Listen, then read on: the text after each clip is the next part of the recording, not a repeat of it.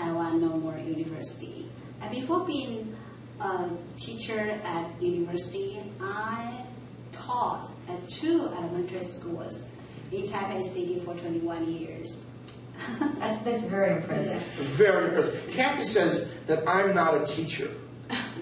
We argue about this all the time. She says, correct. Right? Because I teach at university. There is no relationship between public school teaching and university teaching. Would you agree that they are not the same at all? It's not the same at all, but not the same at all. But I think we can transfer our experience. Except that he had no experience. He has only been in a university classroom. So he has no concept of what the teachers go through every single day with the children. She's right. I didn't believe her. And I was offended initially. Yeah. But then after working, for example, at Nanchao, really did see that what teachers go through, primary school teachers, we as professors, we don't go through that. We don't see those kinds of problems. Yes. We don't have those kinds of political issues. There's a whole. It is different. You are right. And so I now have tried to learn what a teacher, a K-12 teacher, goes through. And so now I'm a little more humbled, which is not my normal strategy. But I do appreciate the fact that teaching in K-12 really is different than being a university teacher. Yeah, sometimes we call professor at university is like, cloudy. Yes. Teacher. Yes. So we need to come down and to work with teachers Yes. and to learn the experience from them, and also to learn from children, I think. Yes, but if you don't really understand the teachers, then designing the technology that you expect them to use is very, very difficult. Yes. That's putting it mildly. Yes. You're going to make a mistake. The first Go around. first go around. And I think because teachers, they get pressure from different, parents, and their school administrators, and also, different individual students, they have individual learning needs. So I think what teacher needs is, I think, beyond what we can, understand if we don't work with them for a long time, I think. Exactly. Long time. That's very important. Yes. It has taken us at Nanchao 7-8 years to really go in there, get their confidence, trust, and they trust us and we trust them. And it's taken years. But we work at schools in the United States. You come in, you try something in 6 months. It's not the same thing. It's not the same thing. Yes, I think that's so. That's why design-based research encouraged right now, because just hit and run. We cannot get the whole picture. Exactly. Yeah, so that's why we need to involve ourselves with the. And that's why I feel that we have been so fortunate to work in a place like Nanchao, where the principal has been the same for all of the years that we were there. There is a new principal now this year, and we're working with her too. Yes, we started working with her. But to have 6 years or 7 years with the same principal, with the majority of the same students, teachers, to watch the students progress and see the changes in how they use the technology, how they used it to begin with, how they changed in the next year, how they changed when the technology changed. We have learned so much. And the first design principle is to know your user. And so being there, I think, has really helped Elliot learn about the users. Because the users are not just the kids, right? The teachers are users. Yes. They are very integral to the process. And you forget that. If you don't really understand what you two have gone through, which I don't, which the majority of designers don't really understand. Now, we are seeing in the universities more former teachers come into, but they tend not to be the programmers, and they tend not to be the software designers. They just tend not to do that. So then the only way to do it is in collaboration. Yes. When I work with Kathy, I work with the other folks at the University of Michigan, University of North Texas. It is the collaboration that results in usable software. Yes, and one of the biggest things that I've seen is that the programmers have a tendency to build in features because they can. Yeah. Which unnecessarily complicates software for teachers. If they keep everything very simple, the way it was originally on the Palm, because we've had teachers, even we were at MLearn and Cutter last year or the year before, and someone from the UK, a university person from the UK said, why can't we go back to the simplicity that was there in a drawing and animation program, because it allowed my students to show me how they understood, it may have been molecules moving or something, but it was in science. And she said it was the simplest tool that she ever used. It was simple for her to use, it was simple for the students to use, and she could see their understanding. And then it all got complicated. But we've gone back. We've really learned a lesson. And you have to learn. We made the software maybe more complicated than necessary, and now we've taken some steps back. But Kathy, right, it is hard to put the reins on developers. They want to add more features, more features, more features. No. Be very careful with feature creep. Yes. But I broke in. You have your questions. Let's go back to the questions. That was an interesting word you used, feature creep. Feature creep. I think you probably understand. Feature creep, where things just keep creeping into the code because you can. Because you can. Not because anyone wants it or because it's very good. It's just, I could do this, so let's just add this to it. Yeah. I believe by doing so, doing such what you're doing now, I think you will be Piaget in e-learning, I think. Because you really work with teachers and kids. Yes. You know what happened in the real world. Yes. On the cloud. Yes. And what we try and do is get the experience that we're getting with the schools, and we try and take our developers into the classrooms. Yes. And let them experience what it means to work in a school. I can say the words, but it doesn't matter. They have to experience it. Yes. And that's actually good for both, because we bring students from the U.S. who were doing the design. Yep. And we bring them into Nanchao and leave them for a couple of weeks or months or a couple whatever. months. And they stay with the children, they watch, they see them experience problems.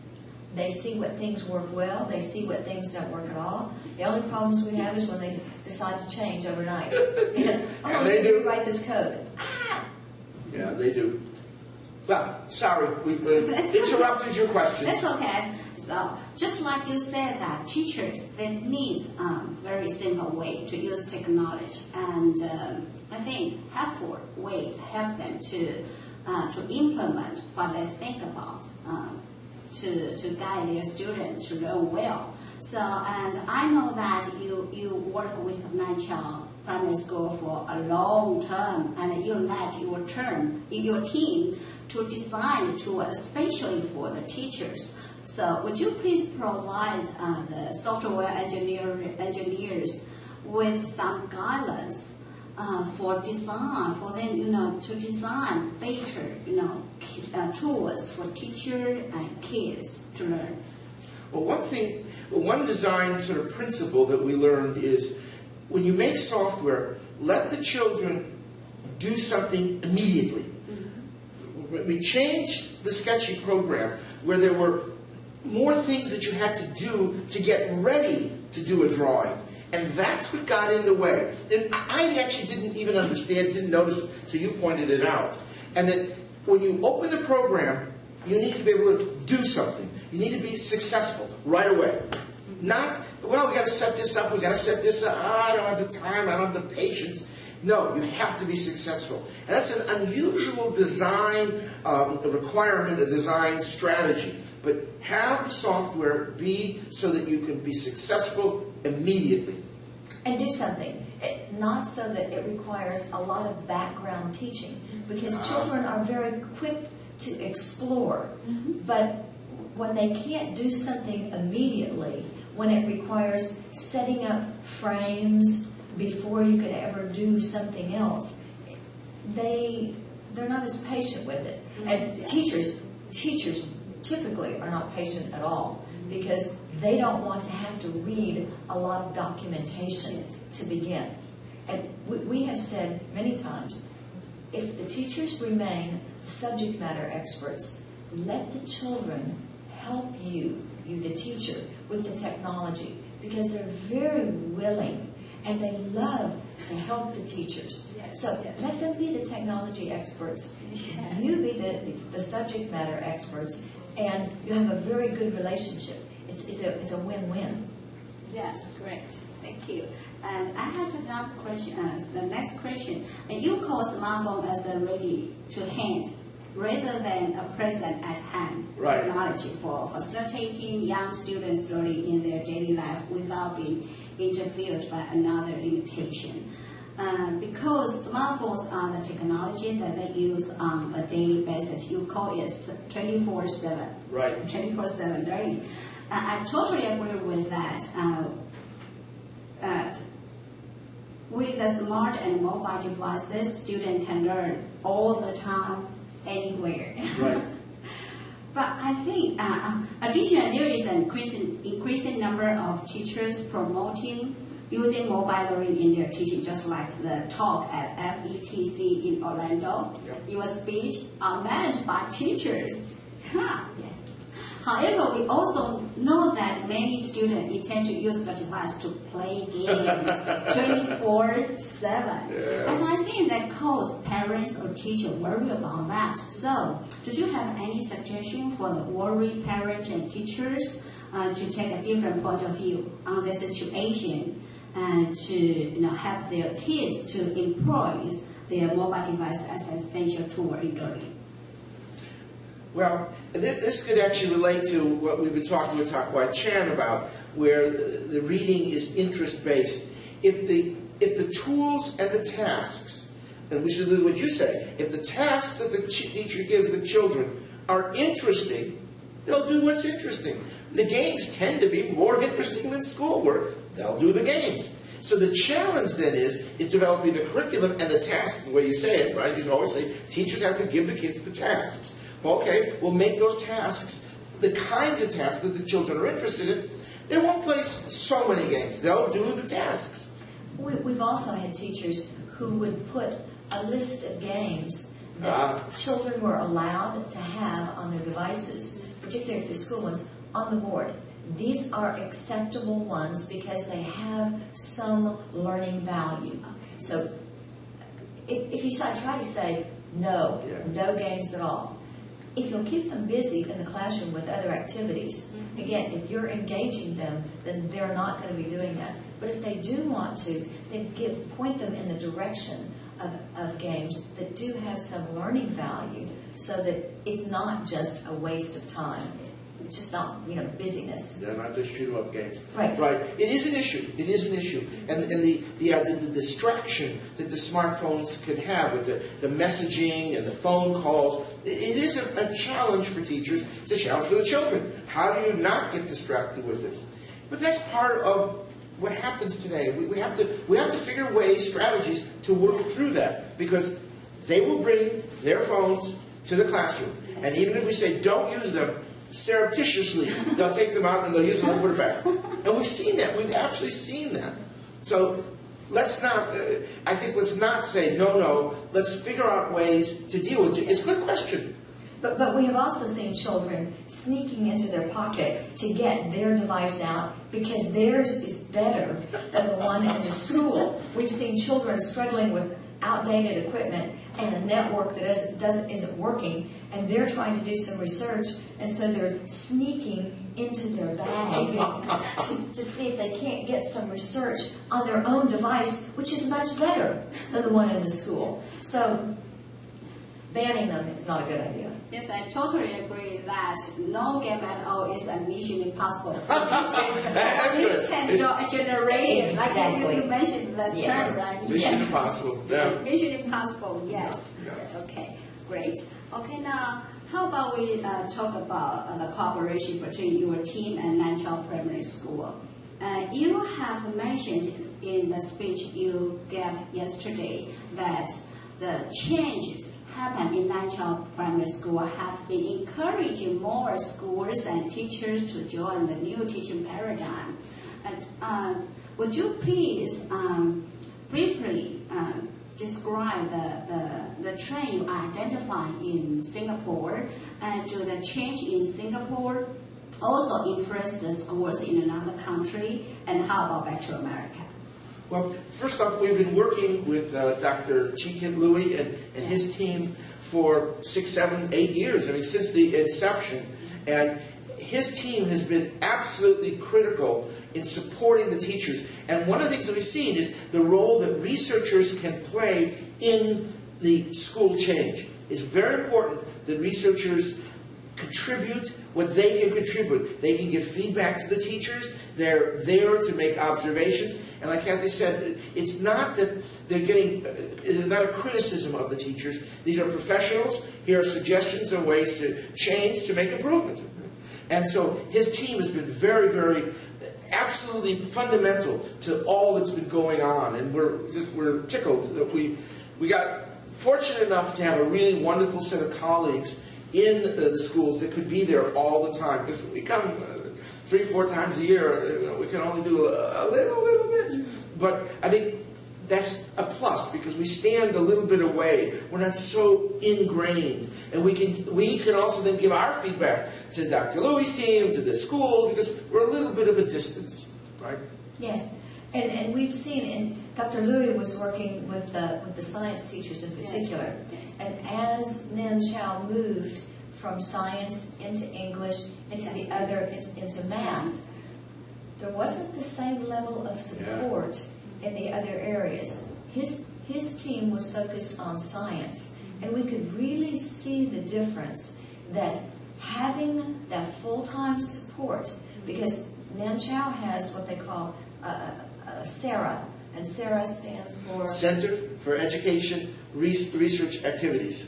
And so the researchers have a room where they have their computers, where they can meet, so that they're actually based at the school. That's what's so different. SARA is different. Every day, yes. Nanchao was the only school that had this center for the researchers to stay and meet with the teachers. And that was critically important. Yes. But those researchers met with the science teachers. Yeah.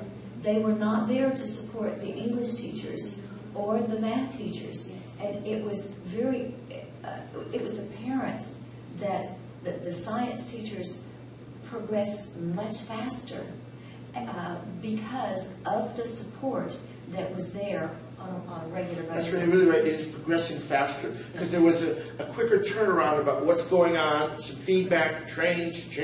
And the English teachers, they had support. There was a curriculum developer, and that was important, and there were some researchers. But it wasn't as intimate a relationship. Maybe not as trusting, as much time. And maybe there wasn't someone like Dr. Louie who was heading the project that was giving the direction for those people who were there every day. Because it was certainly true about the researchers in some of the other areas. There wasn't someone who was focused on the research that they were doing. And that's unusual. We've seen in the United States, you don't see the researchers tend to play an intimate role in the school. You don't see that. And you certainly don't see that the researchers are based physically at the school. We don't see that. But I think that what they tried to do at Nanchao was different. It did work.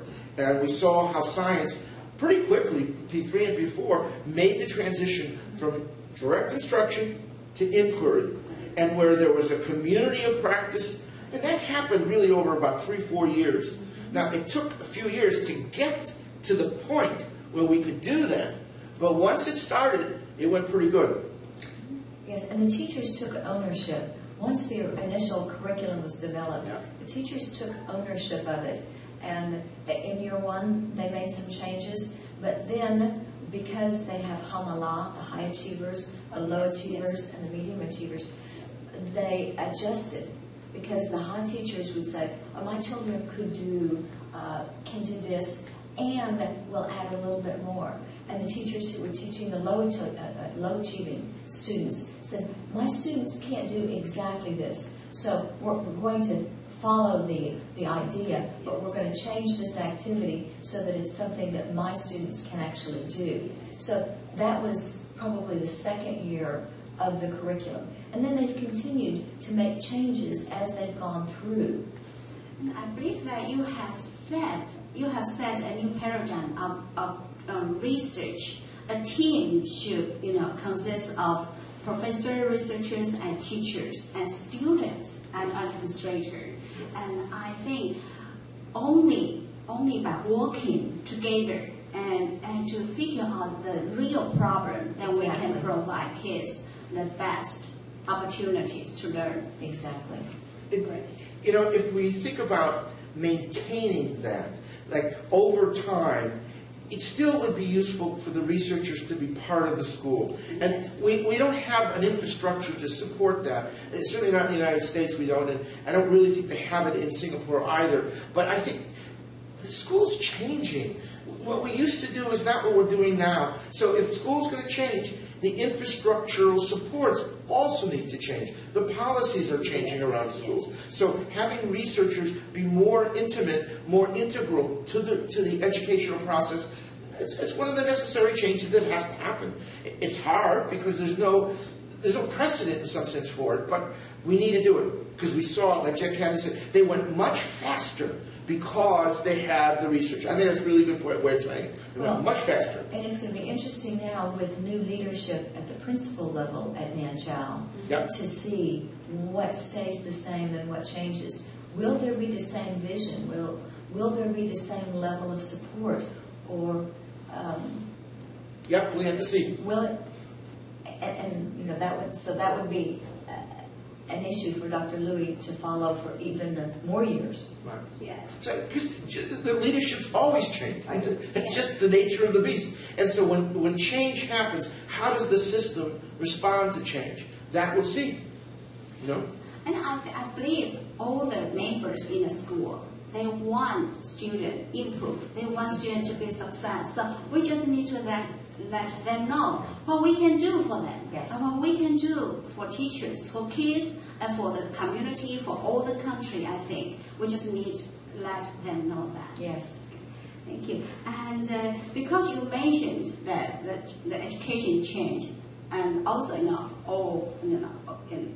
all the world, and I noted that you had conducted an examination of 25 years of technology in U.S. education and published the report in 2002.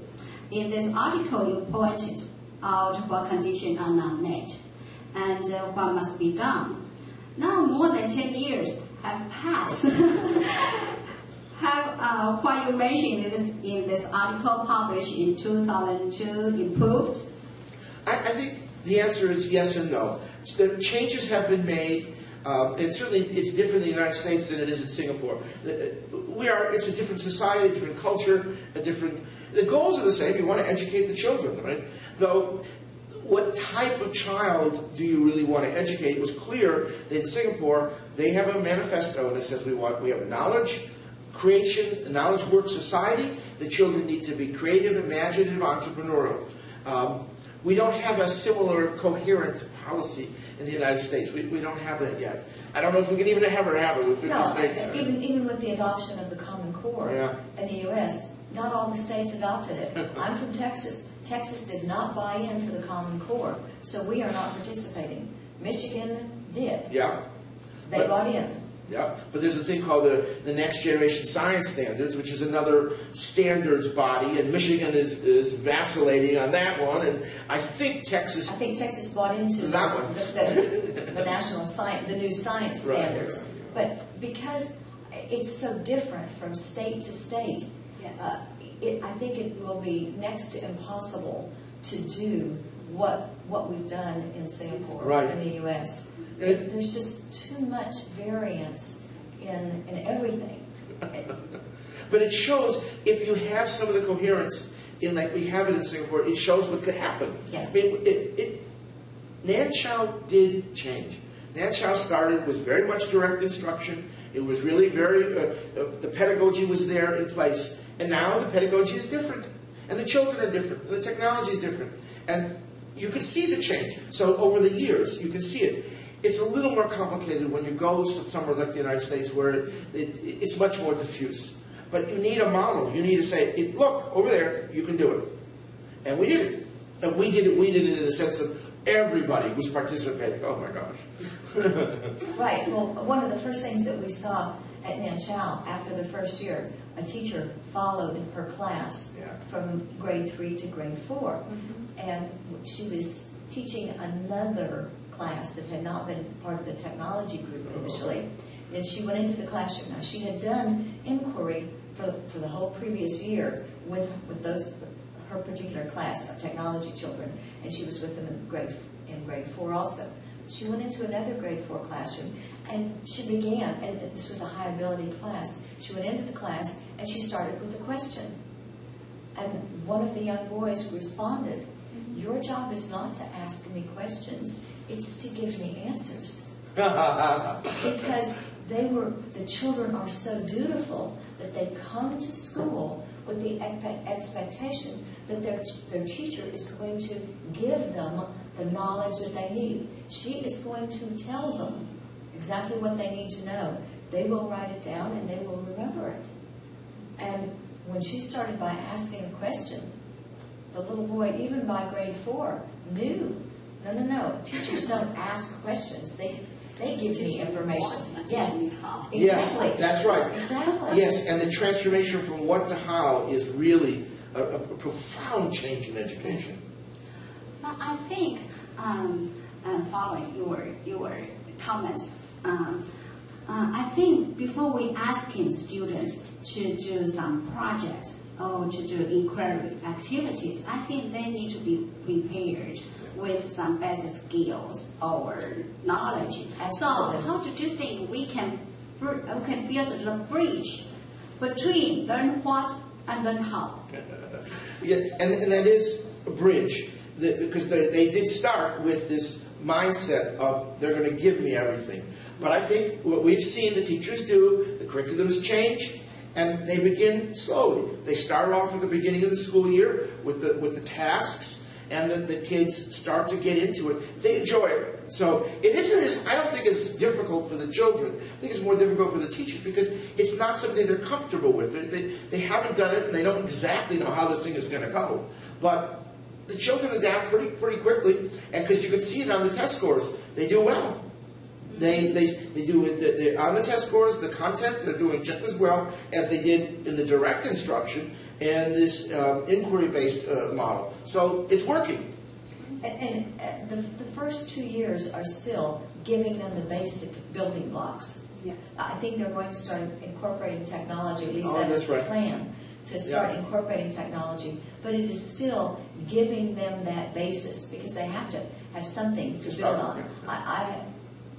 Being in an elementary classroom, I'm sure you appreciate that children, I know in the U.S., there are things that they call sight words that are not phonetic. Because many of the schools in the U.S. teach reading phonetically. And so they teach the children to sound out the words, the syllables. But there are so many words that don't follow those rules. About 15%. Yeah, 15%. Very good. 15%. 15%. About 85% follow phonics rule. Really? Yeah, and about 15% we need to teach them as a mnemonics to catch the words like a picture. Yes, we exactly. Call it sight words. Exactly, we call them sight words. Very Those good. are the ones, very.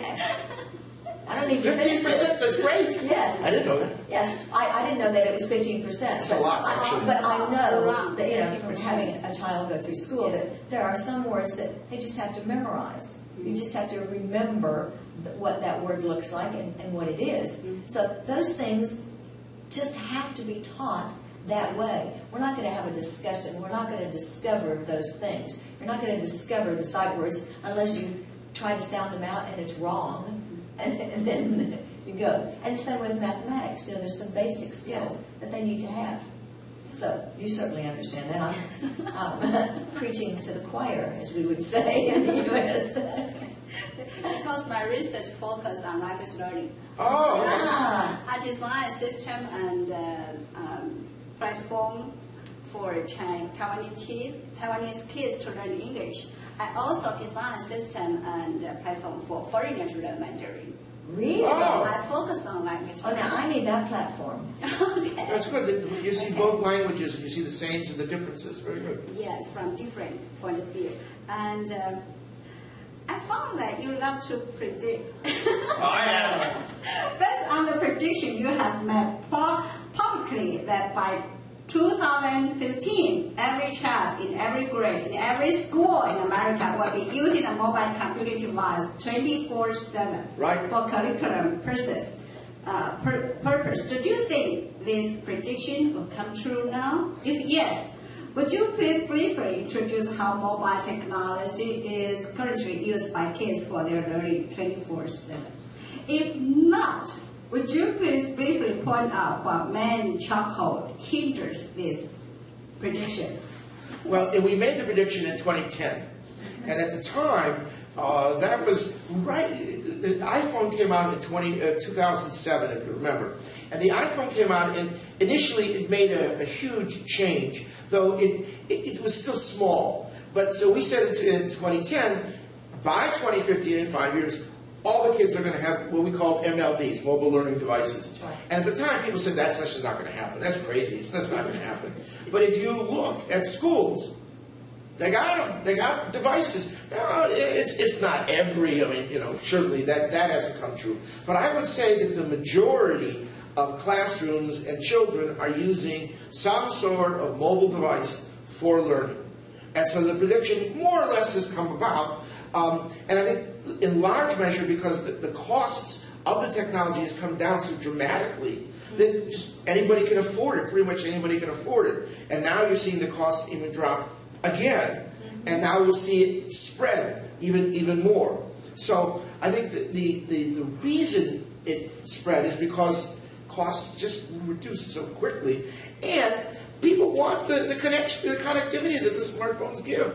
They want to be connected. And the smartphones give that connection, enable that connection. Well, I think there are so many models, even on television now, when you see the weather or the news, you see the newsman flipping a screen. Here is a weather map, and they just flip it exactly the way you would flipping to the next page in an ebook or something else. And so that model is there all of the time. Yes. It started with the whiteboards, but that was still talking at the children, getting them involved, and the technology was a way to do that. And the costs have come down, but the technology has also become more attractive. Yeah. The iPad just sucked everyone in. But 93%, is that the... Yeah, 94. 94% of the devices at schools in the U.S. are iPads. Now, our question was, so what are they doing with them? The majority of it is drill and practice, because that's what they're very expensive flashcards. Yes. Because 80% of the apps for primary school children are basically flashcard, drill and practice types of apps. They're easy to build, right? They're cheap to build, and you can make them very, very attractive, but it's still drill. It's still drills, and it hurts. So the tools may focus on help students to memorize what, yes. not to train Exactly. them skills. Exactly. Exactly. Yes. And that's a problem. But the device itself is so attractive that the parents have them, and they think that, well, this will be a good tool for their children to learn in school. To use in school. But it doesn't allow them to be as creative, creating their own artifacts. It's more using some other software. And that's sorry. And that's exactly it. That's why we continue to focus on creating software that lets the kids create. Yes. That's really important. So I think not only teachers need to be educated, parents also, and need to learn the new way to help their students and their kids to learn how to solve problems, how to get information they really need. But part of the problem is the parents didn't learn that way, right? Oh, yes. So there's a resistance. That's why we call digital native and digital immigrant. Right. I'm digital immigrant, I think. That's why I Doesn't sound like it. Doesn't sound like it. Okay, and I think everyone agree with me that you two are prophets of implementing collaborative project-based inquiry learning by one-to-one mobile learning. However, as Jesus has pointed out, a prophet has no honor in his own country. Did you think you have gained respect and approval from teachers and researchers in other countries rather than from those in the U.S.? What change in U.S. education system did you expect to see in the near future?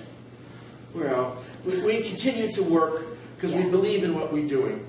And we've met with some successes and some failures. It's just the way things work in life, you know. And I think that this new suite of tools that we developed, the synchronous collaboration tools, there's a certain resistance, just like there was initially to the suite of tools we developed for the POMs. I think it's just going to take time. It's just going to take time. We're impatient. We want it to go faster. But it is a little bit more difficult when you're talking about synchronous collaboration. Because as I mentioned yesterday, that it's important that the tool suit the task. And if the task is too simplistic, then the tool isn't necessary. We don't need to collaborate if it's something that I can do very easily by myself. So it's adjusting, finding those tasks, and for the particular group of students that pair just enough so that they're challenged. It would be my responsibility as the teacher to find a task that challenges the students to the point where it really is beneficial for them to collaborate with each other, to listen to someone else, to get some ideas so that they can learn more and solve their problem. And what teachers are good at is this individualization, right? They understand the children. They've been in the classroom. At least I'm learning that, right? And I see that what they're good at, what we need to do as curriculum developers is have this bushel of tasks. And this task for this group, this task for that group. Because they're not going to also develop the task. I mean, that's your point. They can't do that. But they can identify which group gets which task. Well, either that or, just the teachers are good at differentiating. Yes. And so if they have the tasks, then they will need a little bit of practice differentiating for their different groups. Yeah. And it's just something new, something else for the teachers to do. Yeah. Wow. Because of the time limit, I only have one question for you now. I think you will be happy for that. That's a good thing. Yeah, it's fun. You have value. You two have valued collaborative project-based inquiry learning at last since early 1990s. During the long period of time, more than 25 years, in order to successfully implement PBL in school, to provide students with opportunities of learning by doing, from elementary school to college, you invested a lot of time and energy to empower inquiry's PBL process. You also design a number of tools to provide students with scaffolding, as well as to be used as students' personal technology, with which students can use to think. Yes. And in fact, to persist in some value that you treasure for such a long time is uneasy, okay? But it is definitely worth it. So, at the end of the interview, would you please provide young scholars with some suggestions for finding the right way and then sticking on it? There is. It's a good question. We have done this for 20 years. I mean, we've been pushing. You're right. I mean, if you look at it, it's almost 20 years that we've been doing this. And you're right. How do you stick to it? Right? How do you stick to it? Well, part of it is having someone to collaborate with. Because about the time I'm thinking that I'm wasting my time, There are things that I could be doing that would be easier. Elliot will say something, come along and say, no, we need to persist at this. So it's, and he thinks so differently. Social learning is very important and a key point. That's and it. To find someone to cooperate with you. Yes, yes. We just had this conversation about why has Texas Instruments developed the graphing calculator. They got it into the schools. We know, we've looked at that story and how that happened. It has persisted everywhere. The graphing calculators are a part of school mathematics. Why has the computer not had the same success? Is it the way? So we have looked at that over and over, many different ways. And we were just talking last night. We need to go back and look at the first state, that was Maine, under Governor Angus King, that implemented one-to-one. What is happening in Maine right now? If we go back and look at the early one-to-one implementations, which have persisted and why or why not? That's something that I think will improve what we're doing. It'll help us, but it'll also give us a lot of insight about what we believe works and doesn't work. Because what we've learned with that child, at least we feel, is that these 12 key factors are really important. And we're scientists. We need to look at the data. We need to look at the schools that are still existing with the technology and growing. How are those 12 factors playing out in those schools? And getting those data is going to be a challenge. It's not obvious how to do this, but we will do it. And because we are persisting. And Kathy's right, we play off each other, and when I get down sometimes, she says, no, we've got to do this, and then she gets down, no, we got to do it. And we got to help each other, and it's social. It is social. There's an emotional, strong emotional component. Yes. And we both believe in what we're doing. We believe that we're doing something that makes a difference, that matters. And then when we go to the schools, and we go to the classrooms, and we see the kids, their faces, and we see the teachers excited, that's the It's a failure. yes. Wow, we did it. It's okay. We haven't got everywhere. Okay. But that classroom, that school, they're doing it. Thank you very much, Professor Soloway and Norris. Thank you very much for your time and valuable comments. I believe what you have shared today will become great guidance for us. Thank you. Yeah, right. It helps to prepare more successful education and prepare our kids for their future. Thank you very much. Thank you. Thank you.